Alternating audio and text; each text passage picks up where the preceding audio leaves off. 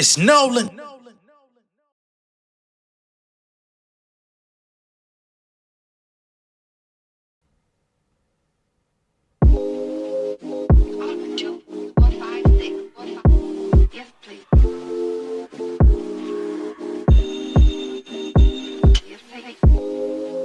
It sound like some tropical shit, man. Give me one of them pineapple salmon dishes or something. Yeah, self-love at an all-time high. It's a feeling I can't even describe. Used to watch from the side, heart beating full of ego and pride. Scared of living, more fearful to die. Never minds had me second guessing. It's suppression blocking my blessings. Now I'm manifesting. Set intentions, the paper stretching. People asking questions that they wonder what changed with me. Learn to switch to fit. If it can't fit me, just stay with me. Listen, animosity gradually on the decline. Respiratory flowing when I recline. About to catch a flight, throw the peace sign. New city, new state. Shit, I'm leaving on my baggage in my suitcase. Money is rising, my skin looking vibrant. I'm moving with impeccable timing. It's more than just rhyming. All this beauty that's around me, plus we luxury dining. Only reason y'all be tripping, cause you nickel and diamond. Ooh, peak the je ne sais quoi. Feel the vibe. I'm just grateful that I'm still alive. I thank God, homie. You thank God, man. I thank God, man. Blessings. Yeah. Peak the je ne sais quoi. Feel the vibe. I'm just grateful that I'm still alive. I thank God. Yeah, we thank God, homie. Yeah. What's going on, beautiful people? It's the kid J Nolan here. Welcome back to another episode of Inside the Industry, your number one source for music, entertainment, commentary, and breakdowns. Hope everyone is doing well out there. You know what I'm saying? Oh, man. Today's video, we're going to be getting into Miss Kelsey Nicole. She's been recruited by Nicki Minaj. As y'all know, Kelsey is Megan Thee Stallion's former best friend. They were tight. They came into the industry together. Kelsey was actually one of the people who, really instilled a lot of confidence in Megan as a rapper.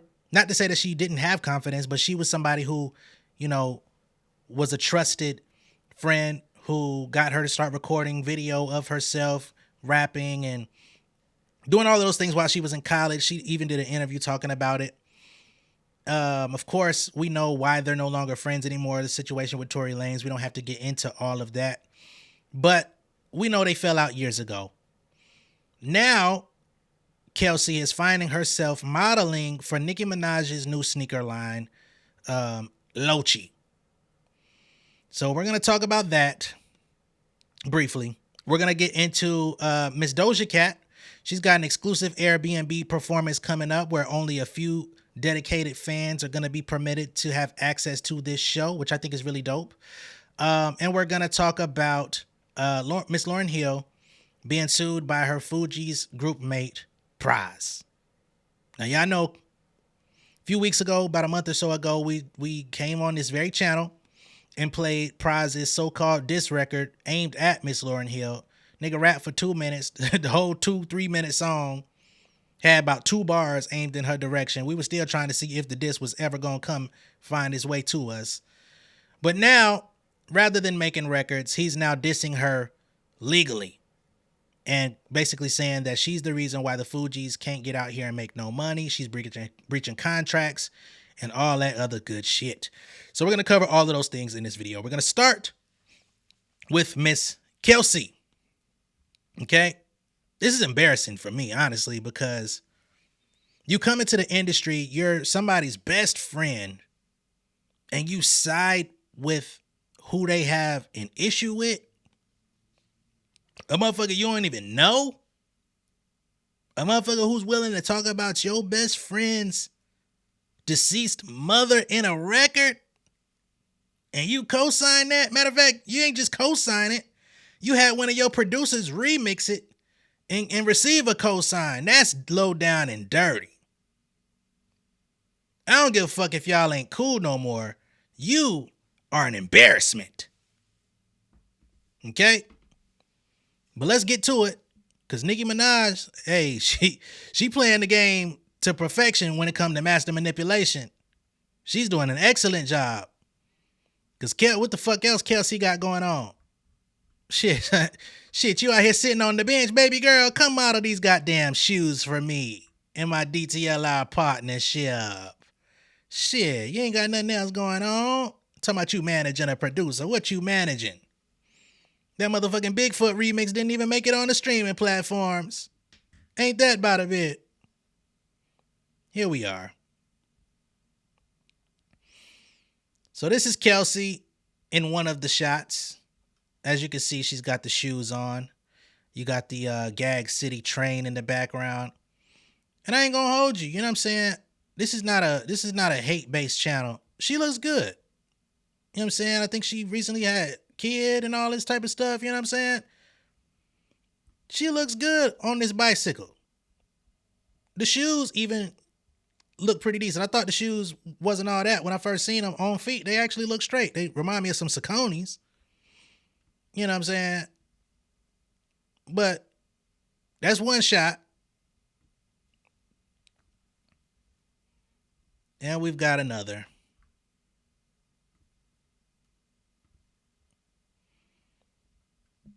And this here says, Nicki approved, breaking the mold. Let me blow this up a little bit more. Nicki approved, breaking the mold. This exclusive drop epitomizes Nicki's bold and vibrant style. You bold in a motherfucker. I got to give you that. You bold in a motherfucker. Both y'all. On the other side, it says, Lochi by Nicki Minaj. The Nicki Minaj Lochi collection has landed. And of course, she's at the train station. So she, Nicki's keeping this whole Gag City train thing going. And it's a pretty cool theme, for an album. She's keeping this shit rolling. It's almost a year since she released Pink Friday 2, and people are still buying into it. Her fans are still enamored by this whole thing. I mean, excellent job of world building. Like it or love it, you know what I mean? She's keeping that thing going. And the fact that Kelsey is allowing herself to be used as a ploy, to be used as a pawn in Nicki's grand scheme, just goes to show you how down bad goddamn Kelsey is, for one. And for two, how consumed Nicki Minaj really is behind the scenes with Megan Thee Stallion, whether or not she would like to admit it. Because there's no way on earth, I don't give a fuck what nobody has to say, there's no way that these two women have all of a sudden become friends, developed a friendship off of what transpired with that Tory Lanez thing. You come out here and have your boy produce a diss record aimed at your former friend, and y'all ain't, like I said, y'all ain't got to like each other. Y'all don't have to ever be cool again.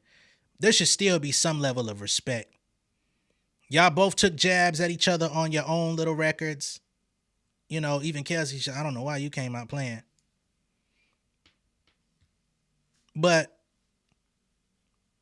that's terrible. But again, it just shows how Nicki is really, I would think with all of the success that she's experienced in the last, 13, no, not 13, about 10, 11 months. Megan Thee Stallion should really be the last thing on your mind, right? You had one of the top selling albums of last year. It's carried over into this year. Very successful tour, one of the top successful tours in the industry this year. Megan had a very successful tour on her own. Like, why is it that y'all can't coexist and move forward without this need? And when I say y'all, I'm really talking about Nicki's perspective. Why is it that y'all can't coexist in this space? Now, if you have an issue with Jay-Z, and we've been talking about this issue, so-called issue with Jay-Z, you've been alluding to the issue with Jay-Z for so long. But really, if the problem is with him, why does there need to be a problem with this woman who just came into the industry? She explored the options that were available to her, and she accepted what was the best. Tell me a nigga right now with an opportunity to sign to Jay-Z, Rock Nation, and have everything going on that Megan Thee Stallion has going on, if you had the foresight to think, like, man, what could y'all do for me? And have a vision into the future and say, okay, this is going to come, this is going to come, this is going to come, this is going to come. Motherfucker gonna be like, hell yeah, where I sign up, yeah. And please believe, Jay-Z and Roc Nation can't make shit happen for Megan that's not for her. Roc Nation has a very big roster. I don't know if anybody has ventured to go check them out recently. Not everybody on Roc Nation is out here flourishing in the same way that Megan Thee Stallion is. That from legacy acts to new niggas to established to so-called popular niggas. They not hitting the same measures that Megan is hitting. So it don't really matter about Roc Nation. She was going to be who she was going to be regardless. She was already gaining the favor of people before Jay even got involved, before she ever took a meeting with that nigga. Hot girl shit was already trademarked and in the game. So I just think it's a little bit crazy. And if the goal is to just be petty as possible, then you're exceeding on all measures. If the goal is to be messy and hide your hand and act like you're not, succeeding with flying colors. And I'm not mad at Nicki for playing the available thing, because all a person can do is throw the bait out there, right?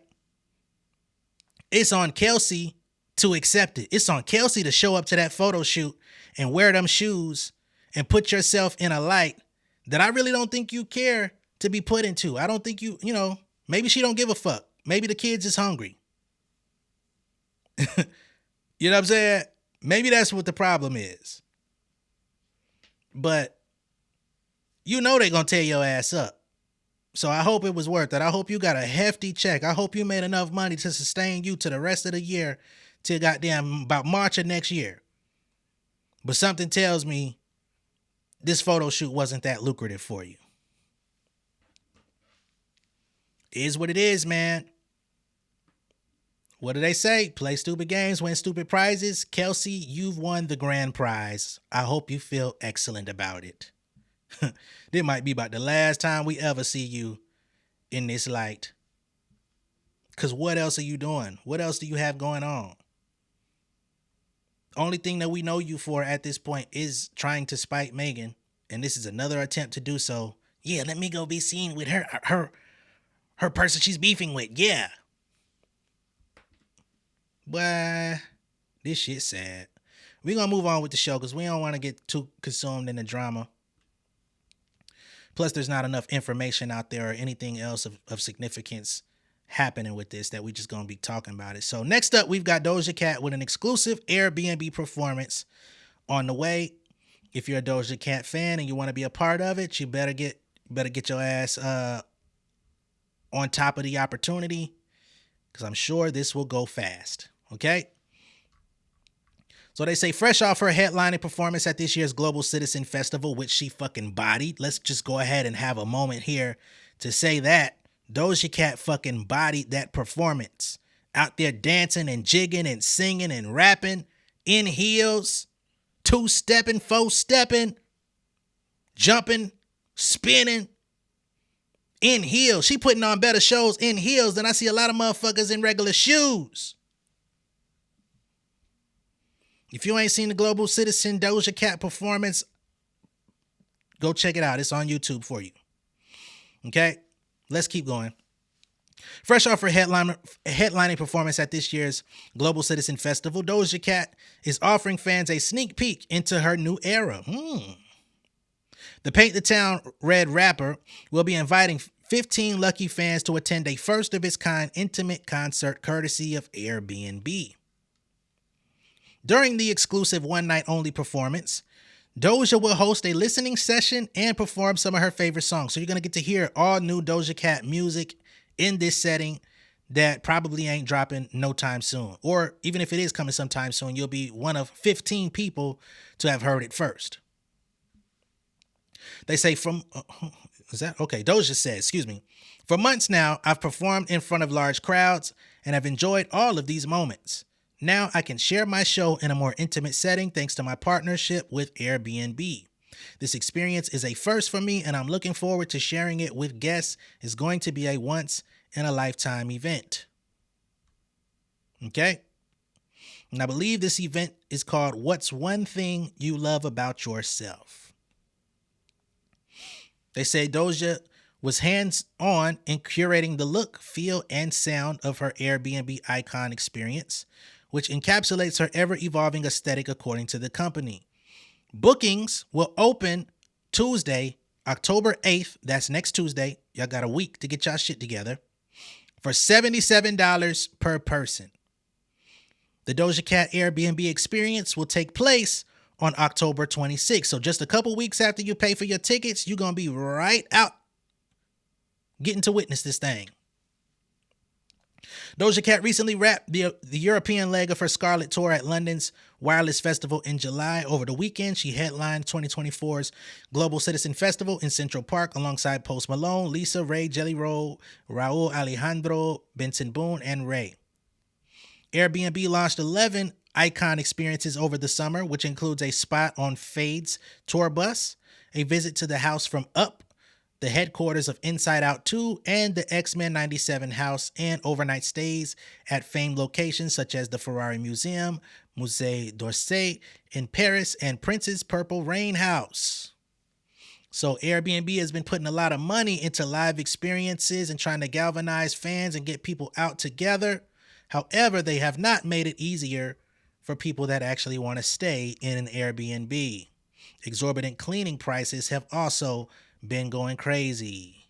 How about y'all focus on the experience of your everyday customers rather than these once-in-a-lifetime quote-unquote experiences? You can do both, but let's do them both at the same time. You know what I'm saying? Let's walk and chew gum, baby.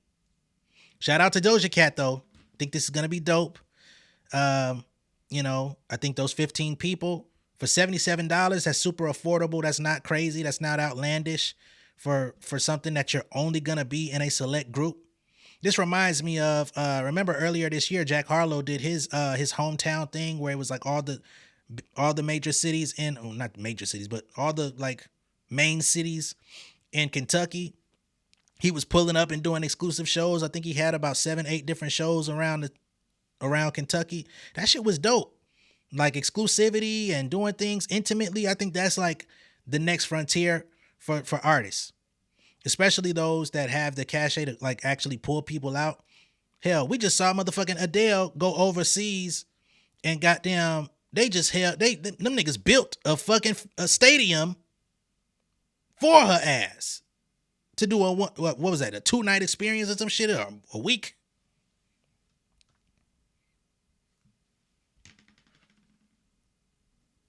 Touring, for the most part, is killing some of your favorite artists. But they actually like performing. They like being in front of a crowd. They like engaging with their fans. So it's like, all right, how do I get the experience of touring without breaking my fucking body down, without eating shit for the next 4-5 months, without, basically deteriorating my health? You're going to start seeing more big artists doing smaller events like this. The fact that Doja's even doing it should be a sign. I think it's dope though. Okay. Moving on with the show. This ain't going to be a super long one. We're now going to get into Lauryn Hill being sued by her Fugees group mate, Pras. He's suing her for fraud and breach of contract. Let's get into it. Pras Michelle, a founding member of Grammy-winning hip-hop group The Fugees, is suing his bandmate Lauryn Hill in federal court. Damn, federal court? For fraud and breach of contract, among other claims, over their abbreviated 2023 and canceled tour a year later. In a scathing lawsuit filed Tuesday in the Southern District of New York, Michelle alleges that Hill grossly mismanaged the setup, marketing, and budgeting of their scuttled 2023 tour, which was actually a veiled and devious attempt to make a big score for herself. The complaint states, adding that the singer then secretly siphoned off money from the tour guarantees. Whoa, what you doing with the money? This shit was canceled, baby. You can't be out here spending money.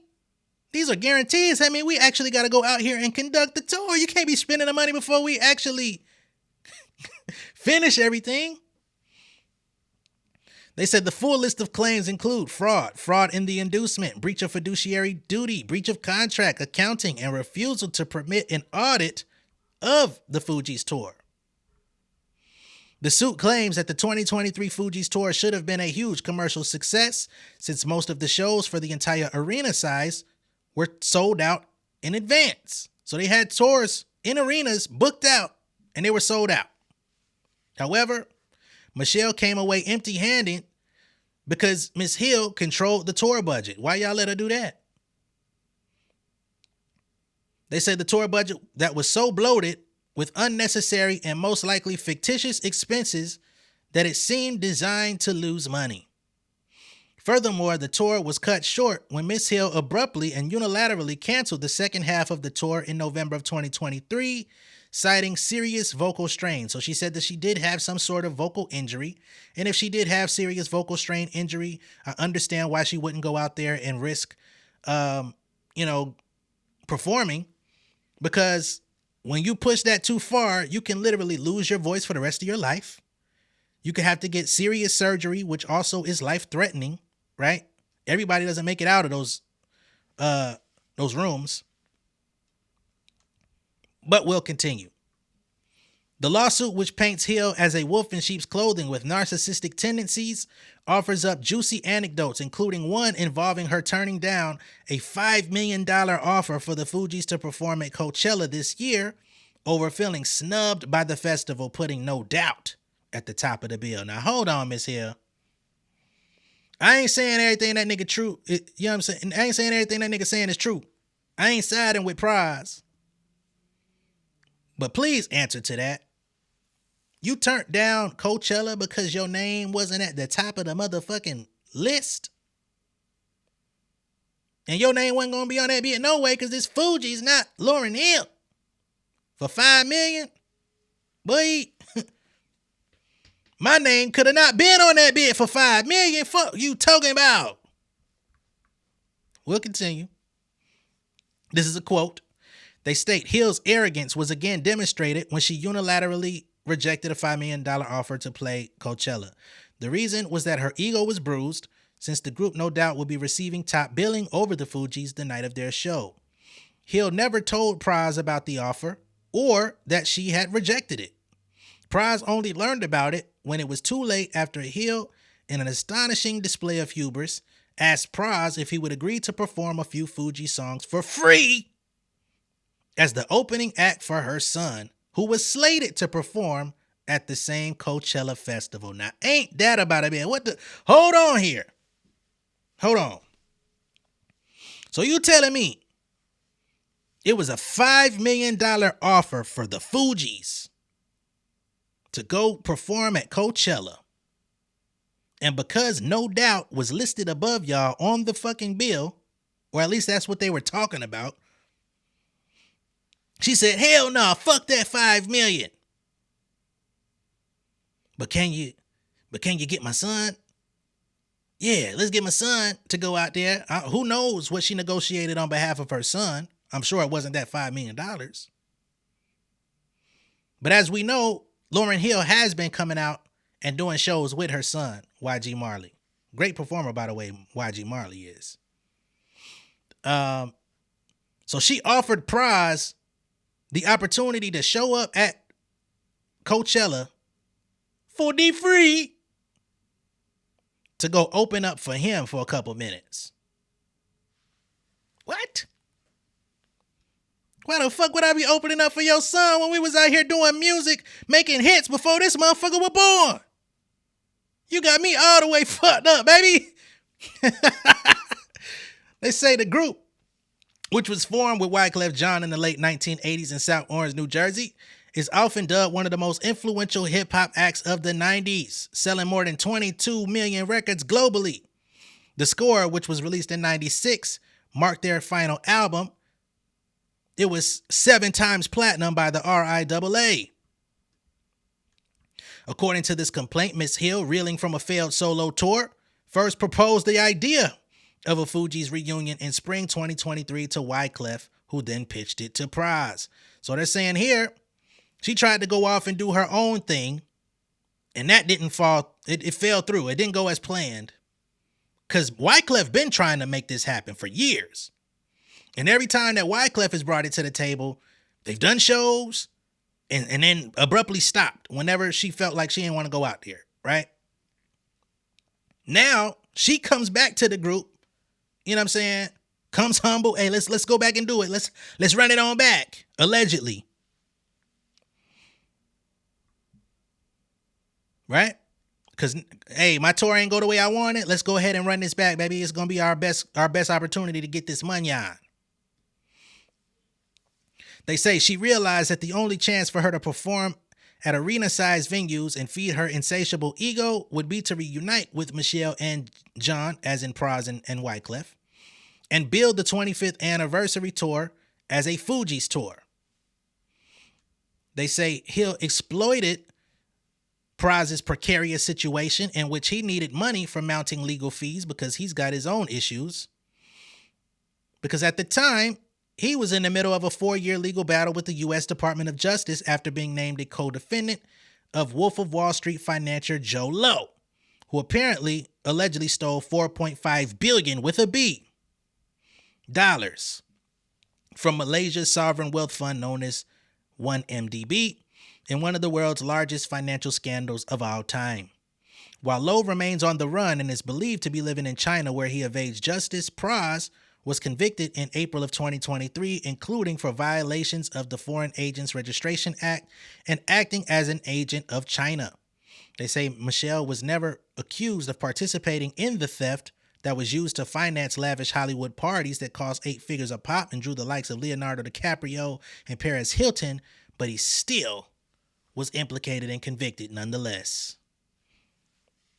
Furthermore, they say, however, the 2023 tour, which was canceled abruptly by Lauryn Hill, did little to help him cover his legal bills and left him owing nearly $1 million in unrecouped expenses because Lauryn was taking 40% of the tour guarantees and tour net profits off top for herself, leaving the remaining 60% to be equally split between Wyclef and Pras. So she taking 40% off rep. Them niggas get to split 60, so they got 30. 40, 30, 30, which to some people would be just because she's probably the biggest star out of the group.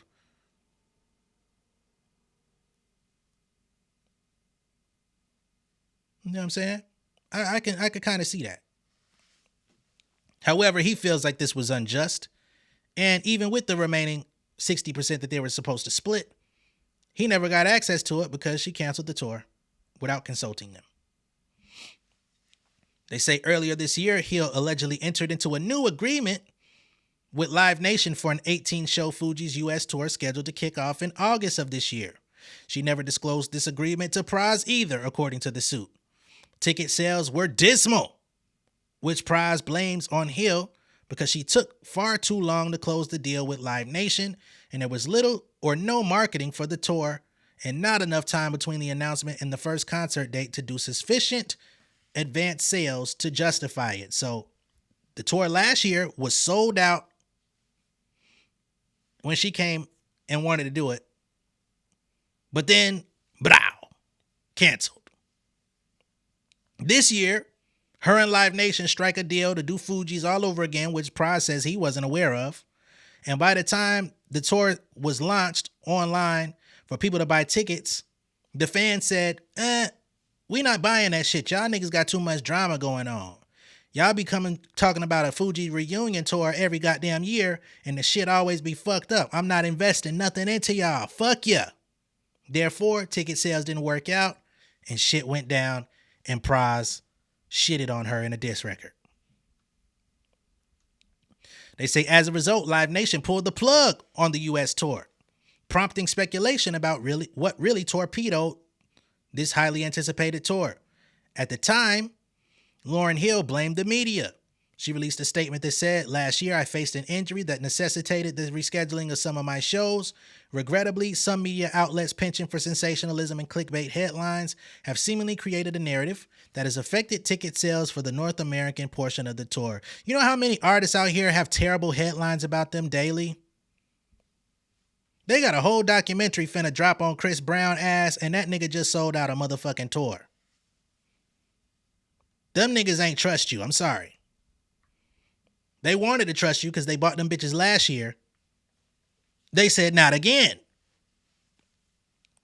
The suit also claims that Hill has tarnished the Fugees brand due to her habit of showing up late for shows, justifiably so, sometimes by as many as 2 to 3 hours late. Hill has continued to draw fan complaints for her chronic tardiness. Just this week, the singer reportedly hit the stage more than 4 hours late for a show in Nairobi, Kenya. These motherfuckers said, "Hey, outside of the Fugees, you pulled this motherfucking act again this week. So what's your explanation for that one?" Damn! They say the Fugees aren't the only musical act currently ensnared by legal infighting. Hall & Oates founder Daryl Hall and John Oates have been battling it out in confidential arbitration over the sale of their business partnership. I actually covered that last year. I thought they would have had worked this shit out by now, or earlier this year. Damn, they still going through it. I'm wishing the best for all parties involved. I'm hoping that y'all could get this shit together. Hopefully 2025 will be the year of your thrive and y'all could get the Fugees back on the road and get some of that dough. If not, I feel sorry for you. Let me know what y'all think of all this down below in the comments. Be sure to like and share this video. If this is your first time seeing me on YouTube, go ahead and subscribe to the channel. Become an insider. I will catch y'all on the next one. All right? Much love and respect, y'all. Peace! King of my city and cul-de-sac. Coming out swinging like soldier rags. Leading my people like quarterback. Boy, I study this shit, I'm an almanac. Had to get up and grind. Knowledge is booming, I'm here to apply. Came with the chip and the dip, it just single the mind. We finna do more than survive. I need my check. Spinning the block for the Gouda. We hitting the jeweler to flood out the net. We don't do beef on computers, I'm straight out the sewer. We come when you rest. Niggas be looking perplexed, so keeping my foot on their neck. No map, I trust my gut for the quest. But drama, I'm fully abreast. I was ready for years and they doubted me. All of a sudden they tell me they proud of me. I been dropping these haters like calories. Cross them out, I came back with some boundaries. Stand for my honor, but too raw, no corner. Packing the stick with a drummer. Wanna catch my bad, won't fumble. I done came too far to be humble.